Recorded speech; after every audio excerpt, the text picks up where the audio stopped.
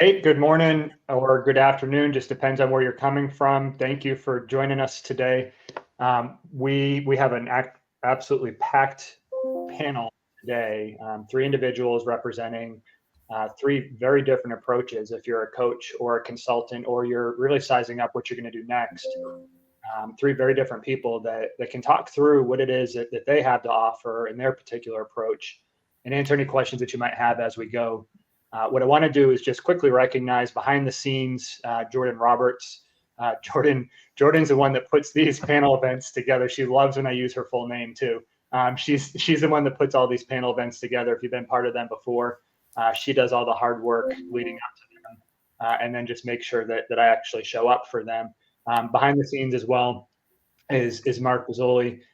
He's also a partner at Journey Alliance, and if it wasn't for him, these events probably wouldn't happen, because from a technical standpoint, I'm pretty sure we wouldn't figure it out without him. But without further delay, I want each panel member to take this opportunity to go ahead and introduce themselves. And I've asked each one of them just to give us a little bit more than what we would normally ask for an intro, just so that if you're showing up here because you're interested in one particular panel member and what they have to offer, you might be interested in what the other ones are bringing to the table as well. Let me go ahead and just kick off in the order that I have on my screen. Josh, if you don't mind just introducing yourself and a little bit of background about the Exit Planning Institute. Yeah, absolutely. Thanks, Eric. And thanks for inviting me to participate today. Hi, everyone. My name is Josh Koza, and I am the Manager of Strategic Relationships at the Exit Planning Institute. Exit Planning Institute is an educational organization that was built around the CEPA, or Certified Exit Planning Advisor credential. My role specifically here is focused around building bridges, really, between the what we call the EPI community and external partners or vendors. Yeah, no, I appreciate that, Josh. I think for everybody to understand that's showing up, that the goal of this whole entire panel event is for everybody to be able to expand their toolkit. They might be a coach, they might be a consultant, or some type of business advisor. And I can just say firsthand, Mark and I had the opportunity to go to the recent EPI event, and you all just put on a really amazing event, and can tell just based off of all those breakouts that you had, how focused you really are on educating the broader community. So really appreciate everything that you all are doing, and looking forward to the conversations coming from here. Awesome. Tina, you're next on my screen, so you're up. Okay, thank you. Thanks. Hello, everyone. I'm Tina Corner-Stoltz. I am the founder of LXCouncil, founded in 2012 after being in the peer group industry since 2005. So some of you might know it as not only just peer groups, peer advisory groups. I call them peer advisory councils. Some refer to them as mastermind groups. So that's another issue, which how this plays into certification, because this industry is like the Wild West. And there's no standardization. So I have embarked on doing that with a certification program. LXCouncil stands for Leader Exchange Council. And basically, we teach people who want to create and run groups successfully do so through our academy certification support training turnkey tools. It's basically your brand. We're behind you with a unique model that's a licensing model. So that you can be successful launching, because the industry rate of success is less than 30%. And we're, positioned to create a big change in that, so that our success rate is over 90%. And that member retention rate is very high with our methodology. So that's what we do. Yeah, thanks for sharing that, Tina. I remember the first time I heard that statistic, the success rate for launching groups, I was absolutely blown away, because I know firsthand how hard it is to actually get a group off the ground from some of the other environments that I've been part of before. Yes. Yeah, for that. Lori, if you don't mind, please go ahead and introduce us to you in stages of growth. Thanks, Eric. It's great to be here. My name is Lori Taylor. I represent the 7 stages of growth. My background is in taking a company from 1 to about 120 employees, where I understood all the challenges that exist for a business owner in trying to keep your employees engaged, create a good environment, and still make money. So with that knowledge, I was able to meet the founder of the 7 Stages of Growth research study, which is James Fisher. And from that point, I started creating my own company and started taking the 7 stages of growth into a bigger environment. I wanted to make sure that other people understood the challenges of running a company, and that the 7 stages of growth defined that by breaking it into different stages based on the number of employees you have. It's not based on revenue or profit, but the number of employees is because the thing that gets us the most challenge when we're running a company is people. So that's the complexity factor that the 7 stages of growth is based on. And we focus on alignment, making sure that the leadership team gets aligned behind the issues that are showing up for those stages of growth. And we make sure that they get engagement. And then from engagement, we can implement. So I've written 7 books based on each stage of growth. And my passion is making sure that CEOs have the tools they need to succeed, because you do not have to figure it out as you go. There's a lot of good expertise out there. There's a lot of good programs out there. And I'm hoping the 7 stages of growth can open its benefits to more of you as you listen to our session today. That's me. Thanks a lot, Lori. I know, of course, firsthand that the benefits of 7 stages of growth. It was a tool that, when I was first introduced to it, absolutely blew me away. Having assessed a business with it, saw the survey results, and created conversations with business owners and their leadership teams. So as a tool that's in my toolkit, Enduring Alliance uses, as well as a tool we enjoyed so much that we've gone ahead and become part of the business along with Lori as well. What I would just bring up for everybody listening or watching right now, if you have any questions right now leading off, any questions as we go, please type them into the chat. The question that you might be thinking about, wondering about, someone else is probably thinking about it or wondering about it as well. So please type it into the chat, and we're going to do our best, Jordan and Mark behind the scenes, to go ahead and take the questions that we feel are most relevant for the overall group, and we're going to go ahead and push them into this conversation and get the answers that you're looking for. We do have some questions that we've gathered ahead of time as well, and we'll go ahead and ask those questions as we go. So type them into the chat, anything that comes up that's top of mind for you, and we'll go ahead and ask the panel guests as we go from here. Let me go ahead and just jump right in. And I guess the first question a lot of people are asking, so they might be currently a coach, a consultant, maybe you're working someplace and trying to figure out what that next thing is, or maybe you're some type of advisor that supports the business owner or business community. The first question is, why would someone actually want to get certified in what it is that you have to offer? Or why would somebody want to be licensed in what it is that you have to offer? Whatever that step is, what's the value, or why would someone want to do it? Tina, I'm going to go ahead and just lead off with you, and then Lori, I'll go to you, and then Josh, I'll go to you right afterwards on this question. I love the question. Getting certification isn't necessarily for everyone, but I'm definitely going to address it as though it were. And, maybe the obvious is, first of all, there's credibility, recognition from, getting certified. So particularly in the peer group space, those that are going to want to be part of your group want to know that what you're doing is going to be worth your time. It's going to be worth, their ROI, et cetera. So when you get certification, then you have behind you this credibility and recognition that you have at least gotten some proven system to set you up for success, right? It can give you a competitive advantage, because a lot of times when people look at certifications, they look at it as though, okay, you have invested time, you have invested effort in order to be really good at whatever it is that you want to offer. And that means something to a lot of people. So there's a comfort level to them for that. And that can give you an edge over someone else they might be looking at. And that's the competitive advantage aspect of it, right? Skill set, obviously, when you go through certification, you're going to gain what I always call what you don't know, you don't know. You're going to learn something. It's going to make you better. So that personal development, that would be a reason specifically to do that.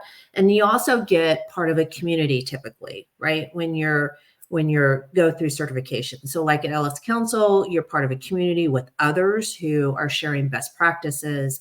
you're not alone trying to figure it out, but it's that continuous improvement. But also that illustrates to your client that, you know, you're with others and that you're taking what you're offering seriously. It's not just I'm going to kind of do this and that, you know, they have that comfort level that they're going to be with a quality program, lack of a better word, which I would call in turn increases.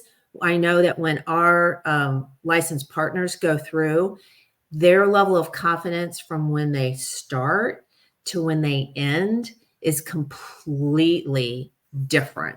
So their confidence level goes up. That's what you can be assured of when you go through a certification program, because you're going to feel that you are prepared now to deliver on whatever it is that you want to deliver to your client.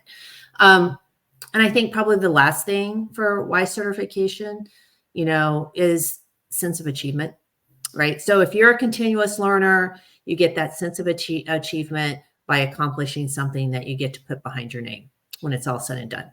So there's a few reasons, I think, a lot of them on why. Yeah. Yeah. No, those are good. I am the notes I took just jumping out to me: credibility, learning opportunity, which ties to the achievement aspect as well, methodology, knowing that you can be confident in a way of going about things that's going to be successful, the community aspect that you hit on, and then related to all that, well, was that confidence. So sounds like a lot of reasons why somebody would jump in with LXCouncil. Yeah, and you can typically charge more. So Yeah, that's a helpful. mindset thing. Like if you go through, then people kind of expect that, okay, if you're certified, you're bringing more to the table, and you can typically charge more than others. And if anything, your own mindset that you are capable now, and you have a reason that you can charge more as well. Yeah. On top of it. Yep. That's extremely valuable. Lori, same question for you is, you know, why would somebody want to become certified in 7 stages of growth? Well, I'm so glad you started with Tina, because she just gave a great summary of all that happens when you become certified. So thank you, Tina. I'll focus on why the certification for 7 stages of growth might benefit you if you are a coach, a consultant, you work with executives, CEOs. The value of the 7 stages of growth, as I mentioned in my intro, is that this is a program that identifies different stages of growth, 7 of them, as you grow your organization. So you start as a stage 1 organization if you're just getting started, and it's 1 to 10 employees. So we all recognize the challenges of being a startup. So that one is kind of a easier one to grasp. We've got to make sure we're focusing on cash flow. We've got to make sure we're focusing on sales. So under the 7 stages of growth certification, you become knowledgeable in why a CEO should focus on certain things as they grow their company. When you are a stage 4 company, in my vernacular, which is 35 to 57 employees, it's a lot different than when you are a startup. So if you understand that as you grow, you're going to be more successful. I'm not going to say it's easier. There's nothing easy about growing an organization, but being able to recognize, because one of the rules says, as you move through these different stages of growth, you have to recognize that what you did before may not work today. So you want to make sure that as a CEO, you're staying abreast of what those challenges are. When you're certified as a 7 stages of growth individual, you can ask a few questions of a CEO that you're in front of, or a leadership team, and immediately be able to start helping them understand what's going on for them. If they're stage 4, you can help them understand why weak project management, weak program management is a challenge for you. Fisher identified 27 business challenges. That's all. You're going to only have 27 business challenges as you grow your company, but nobody can figure and focus on 27 challenges. So the model breaks it down into the 5 critical challenges for each stage of growth. So if you are in front of a CEO and you can start just asking great questions about, are you struggling with leadership, staff communication issues? Because the model helps you identify those are things that they probably are dealing with. So what this does is it gives you an opportunity to not come across as the expert in their organization, but to come across as an expert that can help them understand that growth is yours to define, but we're going to give you an opportunity to identify what stage of growth you're in, and then be able to say, okay, if this is where you are today, maybe this is where you need to focus. The second rule of the model says what you didn't get done in a stage of growth doesn't go away.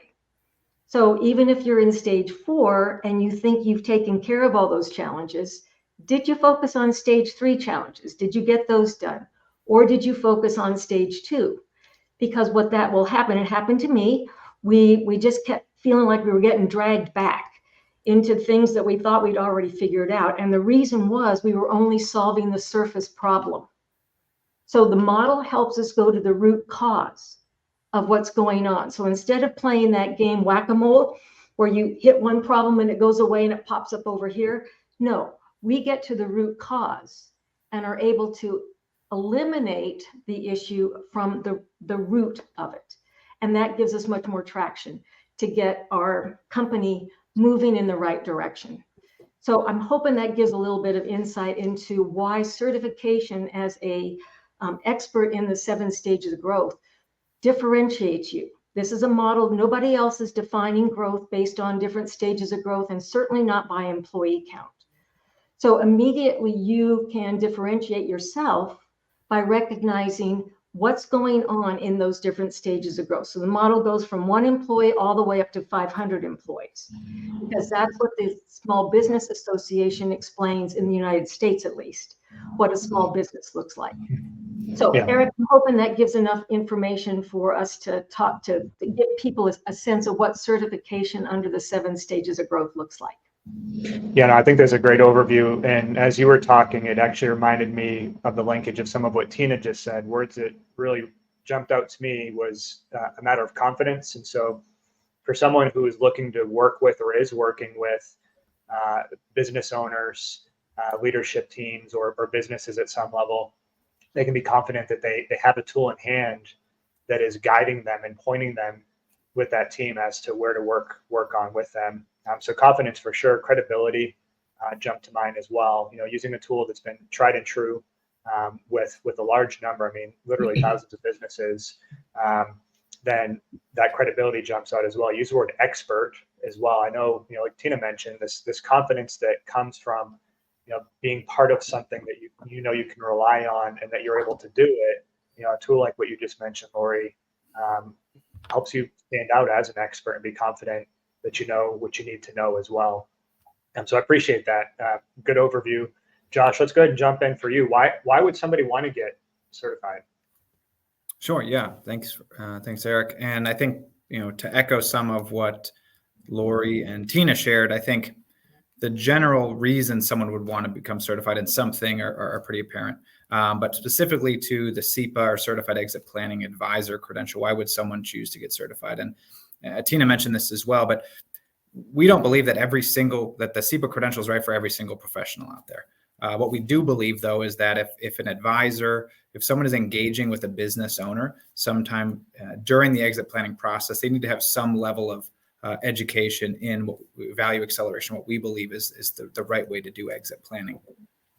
I think when you think about the certification process, why someone would want to do that here really is about knowledge gained, the community joined, and then your ability to increase your confidence, as we've talked about, and your competence. So we believe here at the Exit Planning Institute, exit strategy is just good business strategy, that whenever you start or take over a company, you should begin to prepare for that eventual exit. We know from statistics that roughly still 50% of business exits are unplanned. And a lot of those times, unfortunately, it's for not a good reason.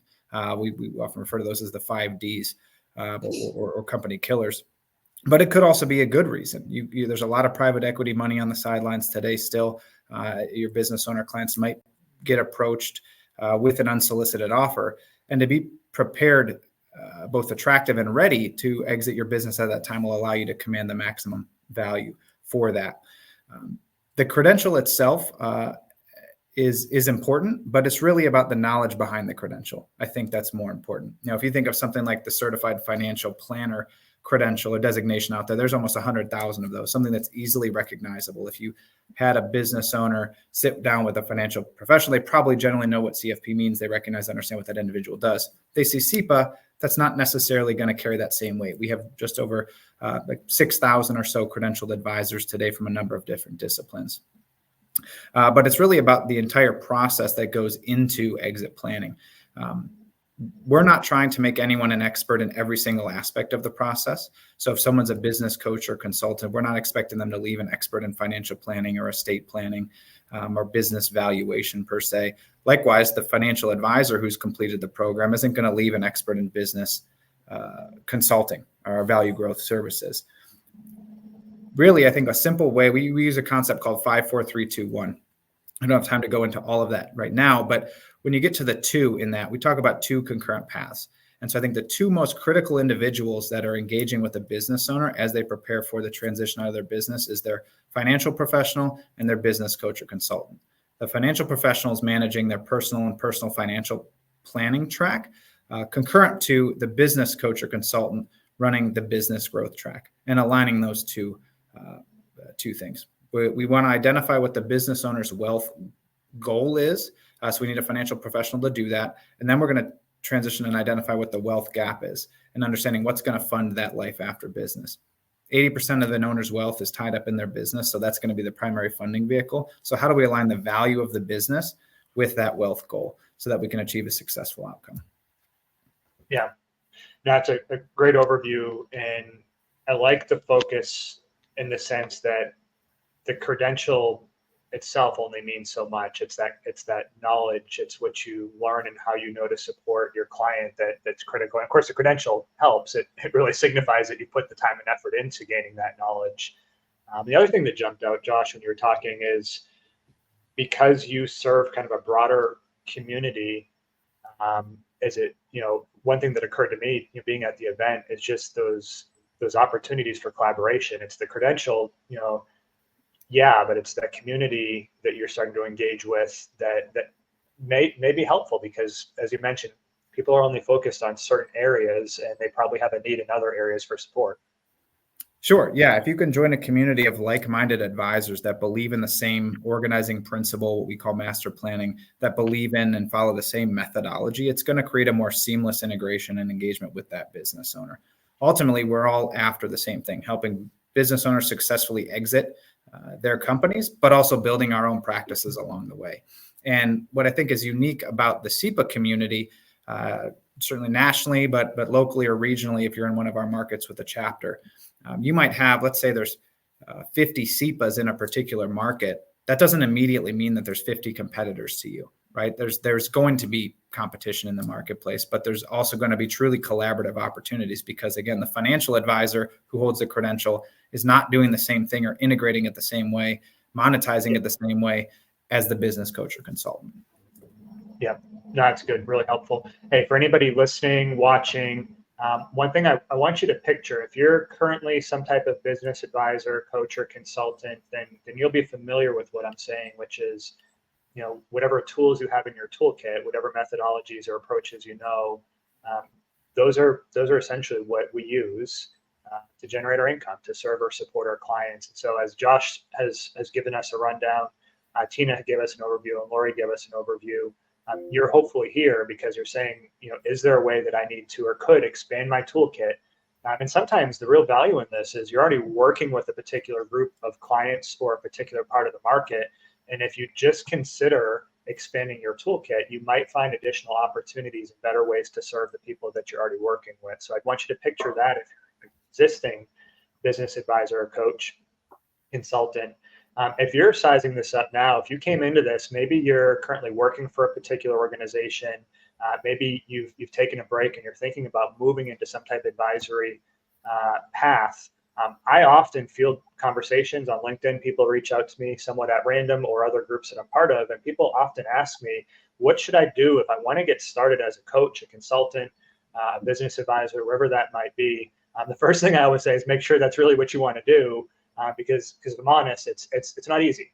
It's definitely not easy, but there are things you can do to make it easier. And if you're here, that's the first step, is you're aware of the fact that there are things you could do to make it easier to get yourself started.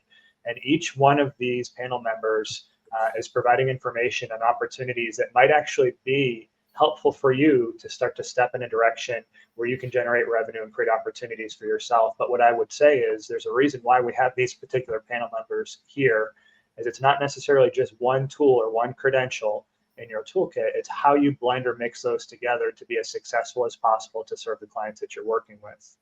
All right, I'm done talking. You're not here to listen to me talk. Let's jump back to the panel members. So the question we have now is what makes the certification that you offer different than other options? And what I want to consider when we jump into this, and Josh, I'm actually going to have you lead off on this, so I'm going to go back to you here. When I think about this, think about maybe more in that kind of the exit planning space specifically. What makes you all stand out compared to those types of options? Sure. Yeah. Because I do think, the three, myself and Tina and Lori and our organizations are actually complementary to each other. I think they would build on each other. And in fact, Tina this might come up a little bit later, but we have an existing relationship with Tina's organization, one of her business partners as well.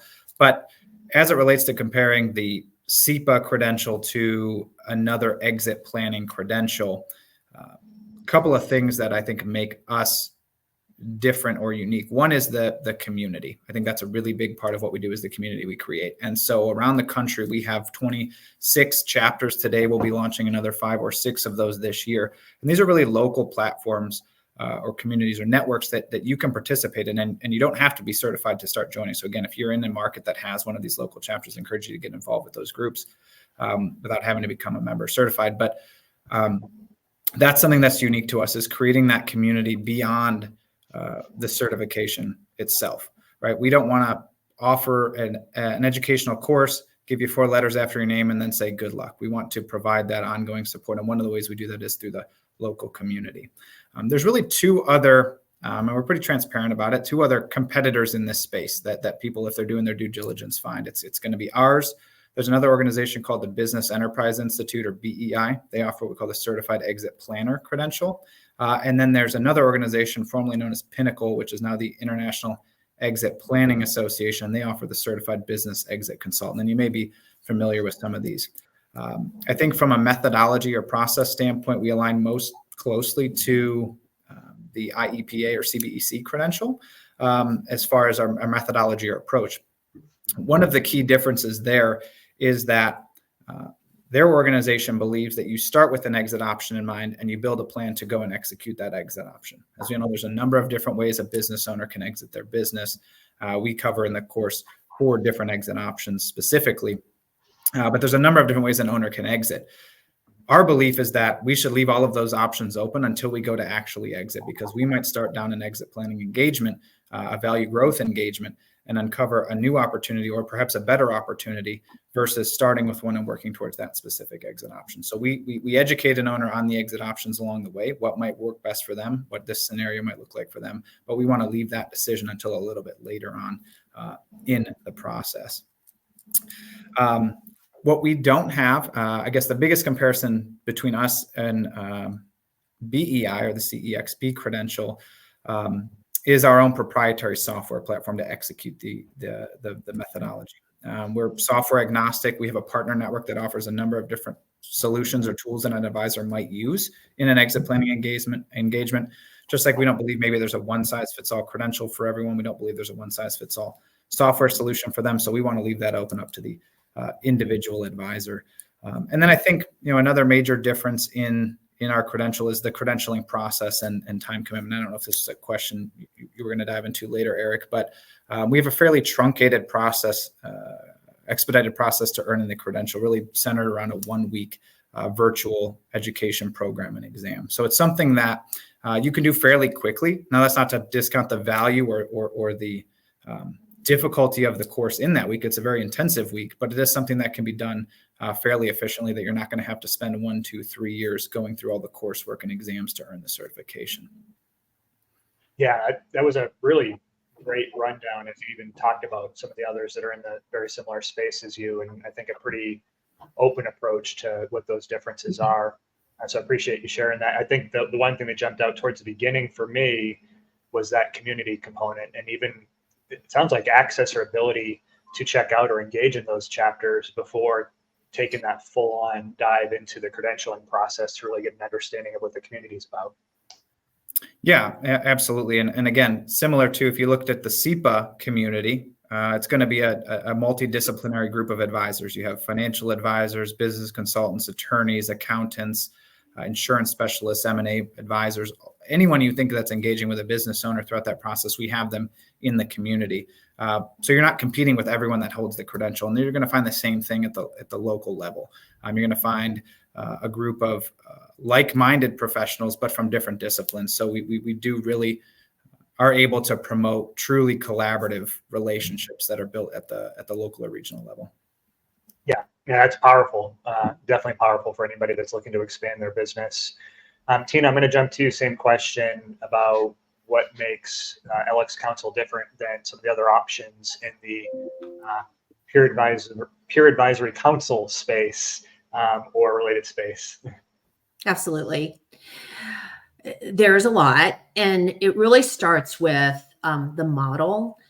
In this space, typically and traditionally, either if you're going to do peer groups, and if you do them with an organization, it's either a franchise model or a 1099 model.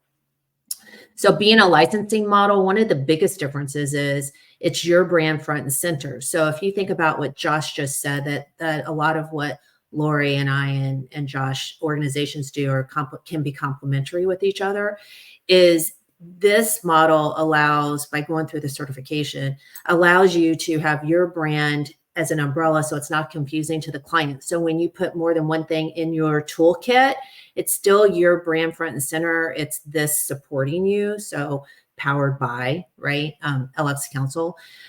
We're the only ones that have certification.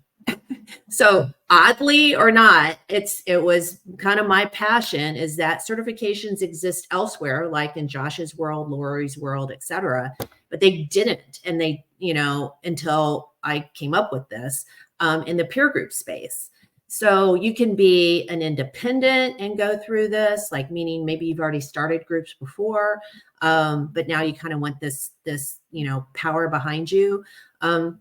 You can actually be with any of my competitors and go through this. It's fine too. But the point being is that part of what makes it different is, one, it exists as a certification. Number two, it's your brand when you come out of it, front and center, and you have this behind you. The other thing is we are a combo of both book knowledge and practice knowledge. So in this space, Josh sort of alluded to it, is that, it's important you kind of understand it, the methodology, but then in order to actually be proficient, we actually have you practice it in our community. So you clearly will go through self-paced certification. You come out of learning with assessments, et cetera. Since it's at your pace, most people will do it at a minimum. We ask over a 2-week period of about 16 to 20 hours of initial work. Then you roll into weekly calls, practicing what you learned, and coaching, so that by the time you get to actually running groups, you have that confidence level because you've been doing it for a while. And so I would say that's a big part of kind of the differences of why certification. Yeah, it's good. And I like that you highlighted to where an individual, their brand, can stand out on the front end, and LXCouncil is that powered by, it's behind the scenes, and yet they can still rely on the credibility of LXCouncil, through the course of that. But it doesn't have to be LXCouncil, front and center, where some of your other competitors, like that really is, the expectation is that they represent that brand and what they do.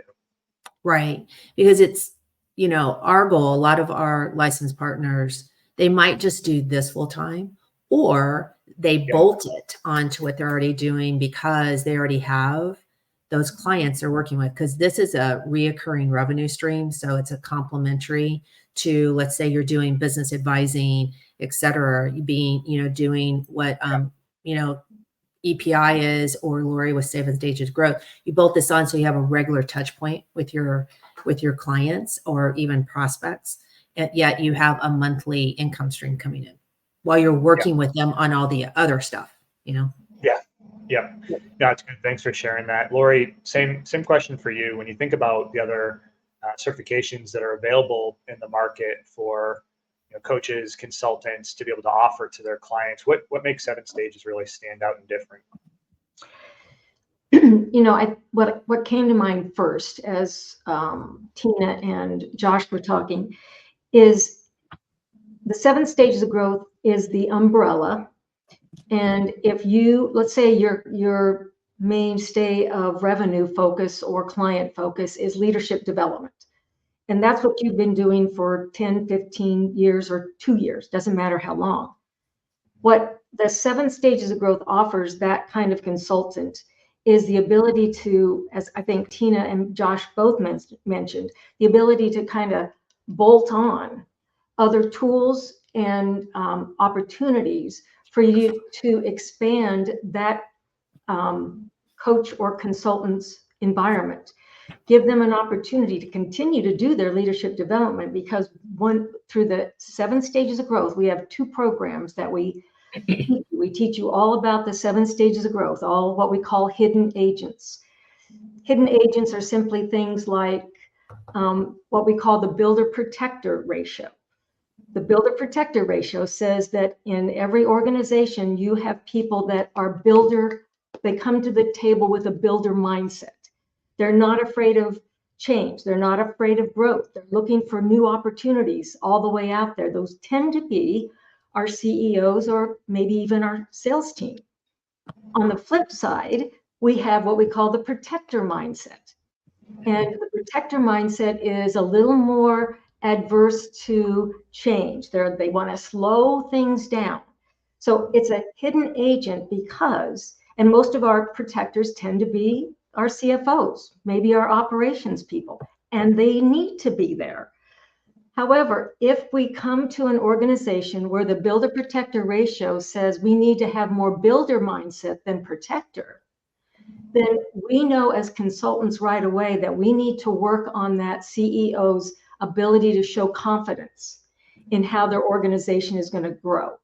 Without that confidence, if the CEO merges more into that protector mindset, the whole organization is going to tend to do that. So we have about 7 of those type of hidden agents that you get proficient in understanding so that you can, again, help that organization go to the root cause of why there's too much protector mindset going on. That's just one example. We have 2 programs that we teach you. One is called the Stages of Growth X-ray, and it's literally a X-ray of where your organization is in that stage of growth. And we actually take you through the challenges and expectations for your current stage of growth. And then we go back 2. Because you remember I said one of the rules is what you don't get done in one stage of growth doesn't go away. So we're going to take that organization through their current stage of growth through a series of online assessment tools that they're coming up with. We're not standing up there telling them anything. They're identifying their own issues, their own understanding, and that is a 2-day workshop that you facilitate as one of the experts in the 7 Stages of Growth. So the X-ray process allows that, let me go back to that consultant who's working in leadership development, to understand what some of the leadership issues are during that assessment period. So not only do you get a better sense of what leadership challenges they're facing and how you can help them better, but if other issues come up that you still have a good understanding of, you now can again zero in, because out of the X-ray process, out of that 2-day program, we come up with 5 critical initiatives that everybody is going to agree to work on over X period of time. And again, we're not doing that work. They're doing that work. We're just up there helping them facilitate the conversations. And that's what gets so exciting. The dialogue that shows up during that 2 days is always unexpected and always fun. Can be a little challenging at times. We can get a little bit of emotions showing up. But the value is they're showing up with their own issues. So the X-ray program, which has been delivered, by the way, in 11 different countries. So even though the research of the model was done in the United States, our growth curve specialists find out very quickly that this can span the world. Businesses all over the country, all over the world are using this model to help them do the same thing. The second program we offer is what we call the profit zone. It's called literally zeroing in on your company's profit zone. I refer to it as a financial literacy program, because as a COO of an organization that was growing, I recognized very quickly that if our employees didn't understand the value they bring to help us build profit, we're just pushing a boulder up a hill, right? And so what I want to do is help CEOs recognize you don't have to open book, not that I'm opposed to it, but it's a little challenging for CEOs. But if we can teach financial literacy at a level that helps the CEO come forward with what they want to share, and just start helping our employees understand, if I show up every day and do the job I'm paid to do, so what? Somebody give me the so what. And the so what is, we're going to make more money. If we make more money, we get to pay more, we get to have more equipment, we get to expand our facilities, on and on and on. There's a long space between what an employee knows. In fact, most employees, only 10% of employees know how a company makes and keeps money. That means your CEOs and your COOs and your financial team are working a lot harder than they need to. So, Eric, to go back to what I think is different and unique about our certification is that ability to, again, address the needs of a company as to where it sits, in what stage of growth, and come out with some really, really good indicators of where they're all going to work. And that's that alignment piece that I talked about earlier. Now we walk away with 5 initiatives everybody agreed to. Alignment is a critical issue in every company, CEO assumes I got alignment. Not necessarily. So we want to help them get that alignment.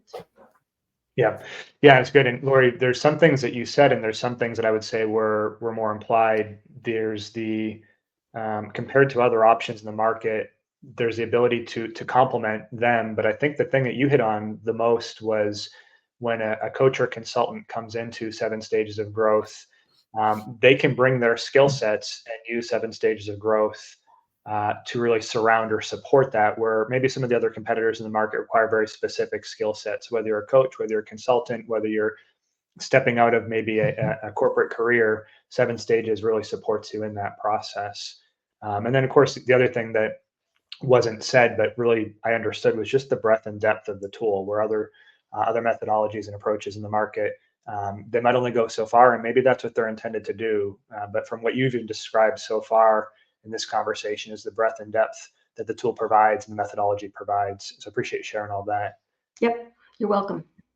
So I'm going to jump to a question. Anybody listening or watching, this is, I would say, one of the top questions people are thinking about, whether they're thinking about it right now, whether they thought about it coming into here, or whether they're going to leave thinking about it because I'm saying it. But what kind of money, what kind of income can someone expect to make?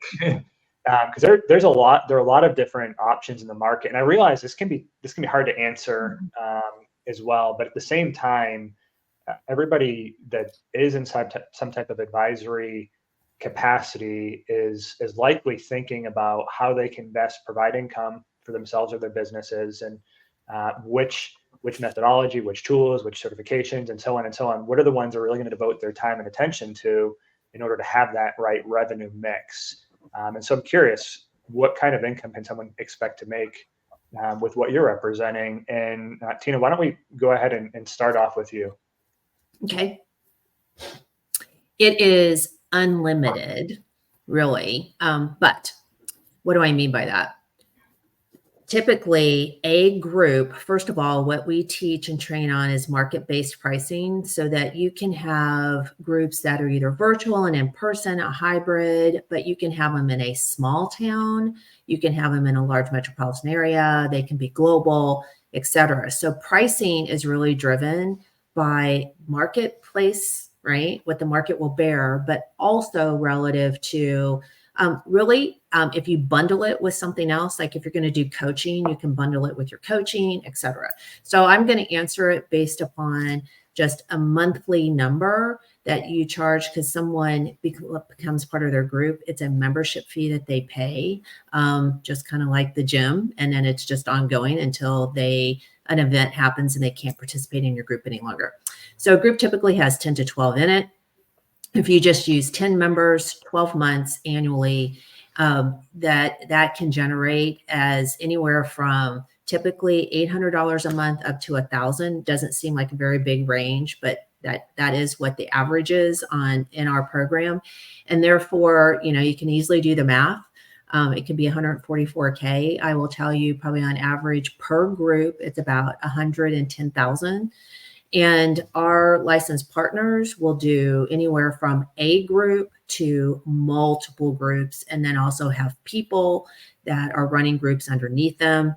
And so you can easily go from 100 to over 600K by doing groups. A group typically takes anywhere from the first group 16 hours of work a month, and that's it, to do it very, very well. And there's a methodology on why our ROI is higher than the rest of the industry. Our licensed partners make 60% plus more than all the competitors based upon that methodology. And so therefore you can kind of do as much or little, and based on how much you want to bundle it for kind of that reason. So there you go. That's really good feedback. And as I picture what you're talking about, I picture the other two panel members between Josh and Lori, and any other approach that a business advisor is taking. There's what's generated through the group itself, which you've shared and given us a nice picture. And then of course there's, based off of that mix, what other revenue opportunities are likely either being nurtured or developed just through having the group itself too. So I think it's powerful. Well, it's a good point. When I got into this industry through a franchise, when I sold that franchise, 2/3 of my revenue was membership dues, 1/3 was consulting, and that wasn't, and it could have been more than that. So it's an absolute complement of how one drives the other, and that would be one reason why you do groups. It's to leverage the connections that you already have, and it really increases, right, the lifetime value of your client. That's kind of the bottom line. Yeah. I think looking at the whole picture is important. Not that the group itself isn't enough, but when you look at that whole picture, Right. It's that much more powerful too. Yep, absolutely. Josh, I am very curious about your answer to this. So when we're thinking about this, how much income can someone expect to make as just a result of that SEPA knowledge, that SEPA credential? Yeah, absolutely. And so from an initial investment of around between $2,200 and $2,600, depending on what option you pick to go through the credentialing program. So relatively, again, low cost point of entry. You could build quite a high revenue producing practice. Our advisors are generally breaking down their revenue models into two different paths. One is based on what we call the triggering events. That initial engagement is going to be kind of a project-based engagement fee, and that's going to range anywhere in the market from $10,000 up to $25,000 per engagement. And that triggering event is really, it's called the triggering event because it triggers action, but it's to identify where the business owner is today and the opportunity. So what we're going to do is we're going to complete what we call an enterprise value assessment, really an understanding of their business, personal, and financial attractiveness and readiness to transition. So understanding where they are today. And then we're going to correlate that to a benchmark or a range of value valuation, understanding where in the market they fall today, what range of value could they expect to receive from that. Through that assessment, that enterprise value assessment, we're going to uncover value killers, opportunities for growth, basically to develop a proposal or a prioritized action plan to deliver back to that business owner. You might be able to do anywhere from 2 to 3 triggering events a month based on the time commitment to do that and deliver those back to the owner. We know that on average, about 50% of those will then convert to an ongoing retainer-based client. And that's the second revenue stream, is that ongoing monthly retainer for having an engaged client. And those fees are averaging between, they're large numbers, but $2,500 to $10,000. And really, I think that's it's just a math equation, is how much do you want to make per hour? What is your hourly going to be? And what are you going to put together in the pack? How much time are you going to give back to the business owner as a part of this engagement? So you really have two things going on. You can continue to deliver triggering events along the way. Now, you're probably, as a single person, going to reach a maximum number of clients you can engage with at any one time. We tend to see that maybe be 5 or 6. If you're literally by yourself and you don't have a junior associate partner, someone else on your team, you might have 5 to 6 ongoing clients, but you can continue to do a couple of triggering events a month. So I mean, there's a huge opportunity for revenue. I think, Tina said, like, it's limitless, right? Or it's however much you want to make. But I think, real numbers, if they're building out a practice for a couple of years, you probably have a comfortable $500,000 to $600,000, annual revenue size practice. Yeah, I appreciate you sharing that. And it's interesting, as I hear you talk more, I continue to think about the integration points with what Tina has with LXCouncil. I mean, I picture the person facilitating the group with LXCouncil and the business owners that they're likely engaging with and getting to know them and building those relationships. And then just through that, those opportunities and awareness of those triggering events and the opportunities to support people, even just through those continued interactions. And then the retainer model that you mentioned as well. Now, the retainer model, do you find that the advisors, some of them choose to work more in depth with the businesses, and that's additional revenue generation for them? Or how does that tend to work from what you've seen? Yeah, I think just depending on the advisor, their area of specialty or expertise is going to dictate the amount of time that they dedicate, the fees that they're going to command or charge a business owner. Partly going to be dictated by the size of the business and what they have the liquidity to be able to afford, right? A Main Street business isn't going to be able probably to justify a $10,000 monthly retainer fee. But if you're working with a 30 or 40 or $50 million revenue organization, that number's more palatable and justified, because you're likely going to need to spend more time with them and their leadership and management teams.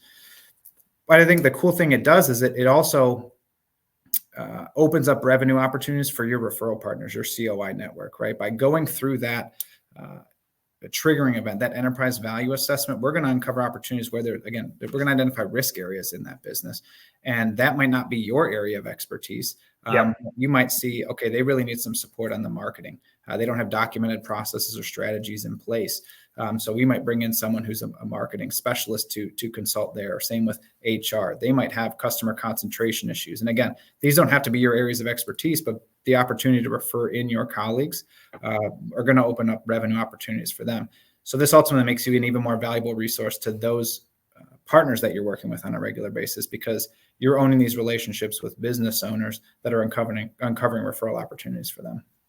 Yeah, definitely. Yeah, and one thing that I noticed, I'll connect the dots for anybody that's listening or watching, is the aspect of owner dependency that can really be uncovered through the process, and the relationship. When I think about what Tina has to offer and what Lori's talking about for 7 stages of growth, I mean, both of those options can be extremely helpful when through that owner dependency conversation.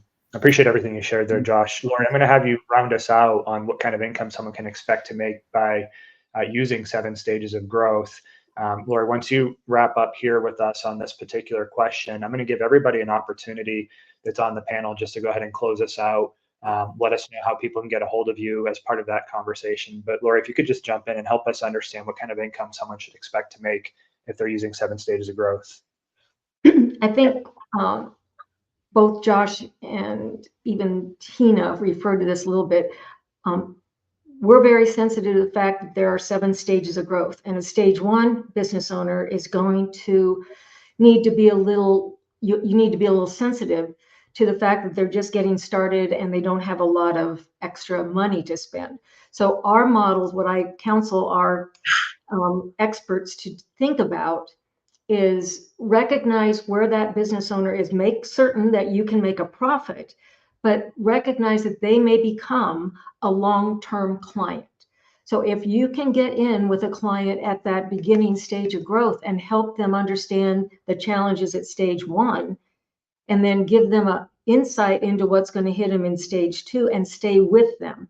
So our model is based on, normally what we do is we set up anywhere from 6 to 12, sometimes 24-month agreements based on what comes out of the X-ray process or the profit zone process. So those are the drivers that help the stages of growth person understand what they're going to work on over that period of time. I personally work on a 6-month basis because what I've learned, and I know everybody will understand this, we have to stay with our customer in order to make sure they succeed. The challenge is we don't want to just give them the X-ray and then walk away. Those 5 initiatives require a lot of work, a lot of focus.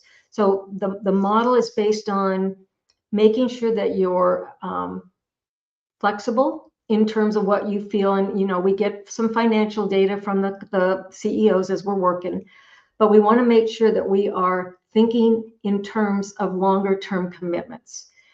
And so, Eric, it's a very fluid thing. It can be a $30,000 engagement for 6 months, or it can be an $80,000 engagement for 12 months.